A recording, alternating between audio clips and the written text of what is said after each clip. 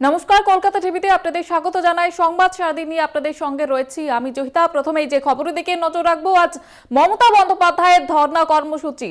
কেন্দ্রীয় বঞ্চনার বিরুদ্ধে এর আগে বারবার সরব হয়েছেন তিনি এবং আজ ধর্ণা কর্মসূচি করবেন রেড রোডে। এছাড়াও তিনি জেলায় জেলায় ধর্মঘটের ডাক দিয়েছেন।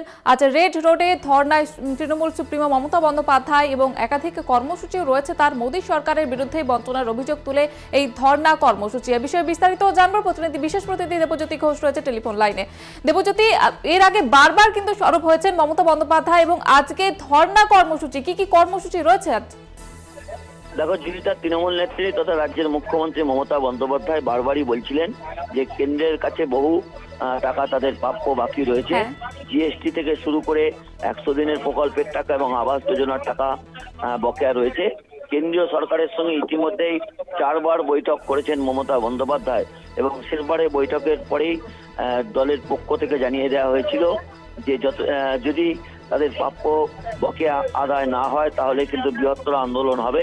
এবং অভিষেক বন্দ্যোপাধ্যায় দিল্লি যাত্রা পর্যন্ত করেছিলেন এবং মমতা বন্দ্যোপাধ্যায় যে টাইম লাইন বেঁধে দিয়েছিলেন যে 1 ফেব্রুয়ারি, সেই 1 ফেব্রুয়ারি গতকাল শেষ হয়েছে। আজ বি.আর. আম্বেদকর মূর্তির সামনে মমতা বন্দ্যোপাধ্যায় রাজ্যের বকেয়া পাওনার দাবিতে বিক্ষোভ কর্মসূচিতে অংশগ্রহণ করবেন এবং অত্যন্ত গুরুত্বপূর্ণ আগামী 5 তারিখ থেকে শুরু হচ্ছে বিধানসভার বাজেট অধিবেশন। সেই জায়গাতে মমতা বন্দ্যোপাধ্যায়ের অত্যন্ত রাজনৈতিকভাবে তাৎপর্যপূর্ণ।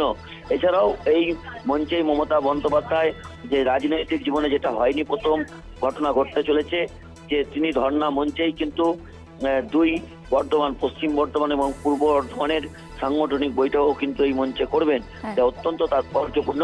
এবং প্রয়োজনে তৃণমূল নেত্রী মমতা বন্দ্যোপাধ্যায় আবার দিল্লিতে অবস্থান কর্মসূচি করতে পারেন বলে সূত্রের খবর। জয়িতা, ধন্যবাদ দেবজ্যোতি। বিশেষ প্রতিনিধি দেবজ্যোতি ঘোষ ছিলেন টেলিফোন লাইনে।